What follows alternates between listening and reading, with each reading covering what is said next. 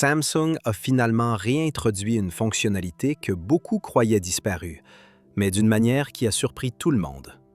Et non, il ne s'agit pas de corriger le Z Fold 8, mais plutôt de la scission de la gamme Fold de Samsung en deux directions distinctes. Une décision qui a mis une pression immense sur Apple avant même la sortie de son propre Fold. Je m'explique. Ces dernières années, l'histoire du Galaxy Fold était simple.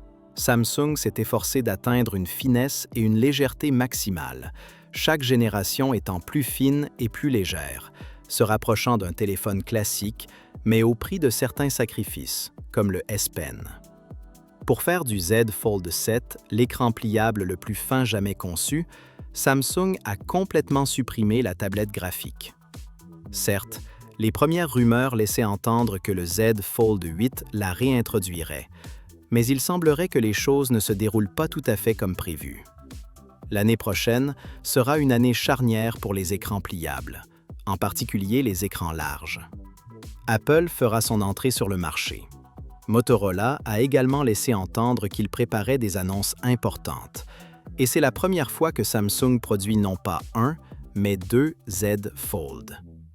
C'est là que les choses deviennent intéressantes.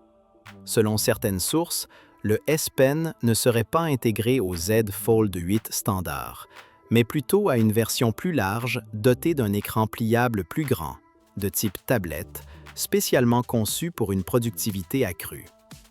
Cela confirme plusieurs rumeurs précédentes, notamment la coque arrière en fibre de carbone et la batterie de 5000 mAh.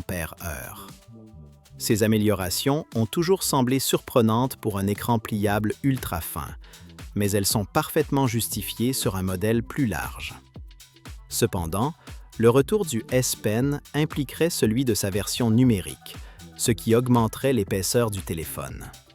Ainsi, au lieu de sacrifier l'écran pliable ultra fin que Samsung développe depuis des années, la marque a opté pour une approche plus astucieuse.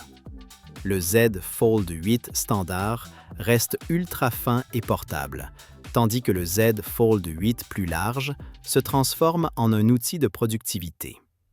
En effet, Samsung a expérimenté un stylet utilisant une puce électronique sans processeur graphique à base de pixels, permettant ainsi la compatibilité avec le S Pen sans compromettre l'épaisseur du téléphone.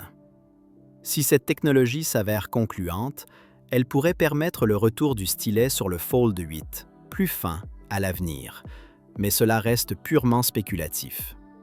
Le retour de la version numérique est le scénario le plus probable, et tout porte à croire qu'un Fold plus large sera commercialisé en premier. C'est là qu'Apple commence à ressentir la pression. Des informations divulguées concernant l'iPhone Fold suggèrent qu'il sera plus large et plus anguleux, avec un rapport écran-corps proche de 4:3.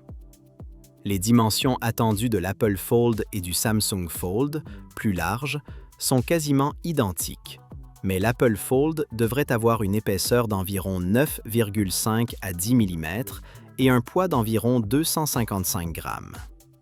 Ainsi, même si Samsung propose une version numérique de 0,3 mm d'épaisseur, elle restera probablement plus fine tout en conservant la compatibilité avec le S Pen, ce qui pose problème à Apple. Ce n'est pas tout. Les différences au niveau de l'appareil photo sont encore plus marquées. L'iPhone Fold devrait abandonner complètement le téléobjectif dédié, tandis que Samsung non seulement conserve son système à triple capteur, mais l'améliore. D'après une source fiable, l'objectif ultra grand angle des deux modèles Z Fold 8 passera de 12 à 50 mégapixels, tandis que le téléobjectif du Z Fold 8 standard passera de 10 à 12 mégapixels. C'est la première fois que les trois objectifs répondent aux standards des modèles haut de gamme de Samsung, et ce n'est qu'un début. Des sources sud-coréennes indiquent que le Z Fold 8 bénéficiera d'une recharge sans fil de 25 watts, 25 watts, 25 watts, une première pour la gamme Fold depuis 8 ans. Le S26 Ultra, ayant lui aussi profité d'une mise à niveau de sa recharge, il ne serait pas surprenant que le Z Fold 8 reçoive une recharge de 60 watts. Bien entendu, nous attendons toujours une confirmation. Ainsi, à l'instar de la gamme Galaxy S, déclinée en version standard, Plus et Ultra, les écrans pliables suivent la même logique. Samsung abandonne la forme carrée du S26 Ultra, mais d'après les images Dice Universe, le Z Fold 8, plus large, conservera ce design plus anguleux et net, le distinguant instantanément de l'écran pliable d'Apple. Abonnez-vous à la chaîne Android Plus pour ne rien manquer de l'actualité.